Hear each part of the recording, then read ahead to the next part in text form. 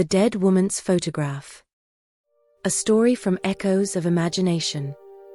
At LifeShouts.com. Virgil Hoyt is a photographer's assistant up at St. Paul, and a man of a good deal of taste.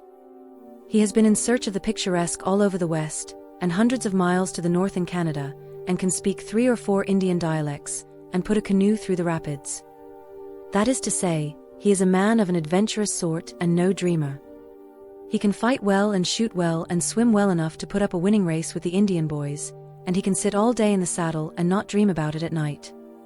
Wherever he goes he uses his camera. The world, Hoyt is in the habit of saying to those who sit with him when he smokes his pipe, was created in 6 days to be photographed. Man, and especially woman, was made for the same purpose. Clouds are not made to give moisture, nor trees to cast shade. They were created for the photographer. In short, Virgil Hoyt's view of the world is whimsical, and he doesn't like to be bothered with anything disagreeable. That is the reason that he loathes and detests going to a house of mourning to photograph a corpse.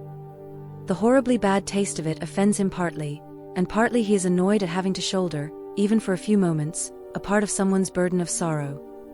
He doesn't like sorrow, and would willingly canoe 500 miles up the cold Canadian rivers to get rid of it. Nevertheless, as assistant photographer, it is often his duty to do this very kind of thing. Not long ago he was sent for by a rich Jewish family at St. Paul to photograph the mother, who had just died. He was very much put out, but he went. He was taken to the front parlor, where the dead woman lay in her coffin. It was evident that there was some excitement in the household and that a discussion was going on, but Hoyt wasn't concerned, and so he paid no attention to the matter.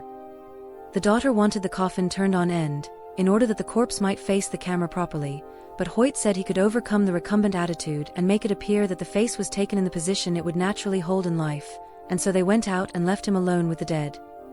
The face was a strong and positive one, such as may often be seen among Jewish matrons. Hoyt regarded it with some admiration, thinking to himself that she was a woman who had been used to having her own way. There was a strand of hair out of place, and he pushed it back from her brow. A bud lifted its head too high from among the roses on her breast and spoiled the contour of the chin, so he broke it off. He remembered these things later very distinctly, and that his hand touched her bare face 2 or 3 times.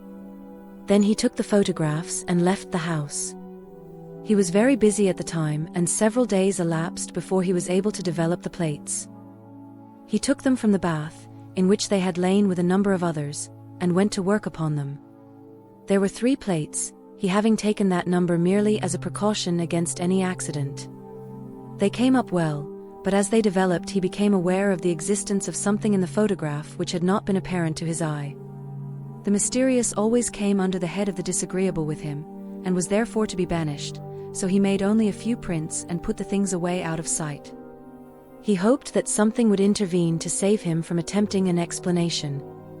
But it is a part of the general perplexity of life that things do not intervene as they ought and when they ought, so one day his employer asked him what had become of those photographs. He tried to evade him, but it was futile, and he got out the finished photographs and showed them to him. The older man sat staring at them a long time. "Hoyt," said he, at length, "you're a young man, and I suppose you have never seen anything like this before." "But I have." "Not exactly the same thing, but similar phenomena have come my way a number of times since I went into the business, and I want to tell you there are things in heaven and earth not dreamt of." "Oh, I know all that tommy-rot," cried Hoyt angrily, "but when anything happens I want to know the reason why, and how it is done." "All right," said his employer, "then you might explain why and how the sun rises." But he humored the younger man sufficiently to examine with him the bath in which the plates were submerged and the plates themselves. All was as it should be. But the mystery was there and could not be done away with. Hoyt hoped against hope that the friends of the dead woman would somehow forget about the photographs, but of course the wish was unreasonable, and one day the daughter appeared and asked to see the photographs of her mother. "Well, to tell the truth," stammered Hoyt, "those didn't come out as well as we could wish." "But let me see them," persisted the lady. "I'd like to look at them, anyway."